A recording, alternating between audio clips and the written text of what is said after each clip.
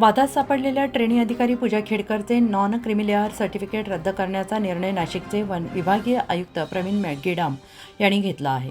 OBC आरक्षण मिळवण्यासाठी non creamy layer certificate आवश्यक असतं. त्यासाठी पूजा खेडकरने नॉन क्रिमिलेअर सर्टिफिकेट मिळवलं होतं, पण हे नॉन क्रिमिलेअर सर्टिफिकेट रद्द झाल्याने तिला ओबीसी आरक्षण मिळवण्याचा अधिकार नव्हता, हे आता स्पष्ट झालेलं आहे. UPSCच्या परीक्षेमध्ये ओबीसी आरक्षण मिळवण्यासाठी पूजा खेडकरने नॉन क्रिमिलेअर सर्टिफिकेट सादर केलं होतं. मात्र तिचे इतर प्रमाणपत्र वादग्रस्त ठरल्यानंतर केंद्र सरकारने तिच्या नॉन क्रिमिलेअर सर्टिफिकेटच्या चौकशीचे आदेश दिले. त्यावर नाशिकचे विभागीय आयुक्त प्रवीण गेडाम यांनी या प्रकरणी चौकशी केली. यामध्ये त्यांना आढळलं पूजा खेडकर नॉन क्रिमिलेअर सर्टिफिकेट घेण्यासाठी पात्र नाही.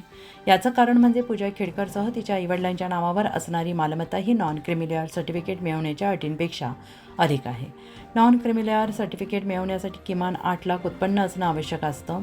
पण जेव्हा पूजा खेडकरचे वडील निवडणुकीला उभे राहिले होते त्यावेळेस त्यांनी जे अफिडेव्हिट दिलं त्यावर त्यांची मालमत्ता ही 40 कोटी रुपये एवढी होती. त्यानंतर आता पूजा खेडकरचे नॉन क्रिमिलेअर सर्टिफिकेट रद्द करण्याचा निर्णय नाशिकचे विभागीय आयुक्त प्रवीण गेडाम यांनी घेतला आहे. उत्तर महाराष्ट्र न्यूज नेटवर्कसाठी ब्युरो रिपोर्ट, नाशिक.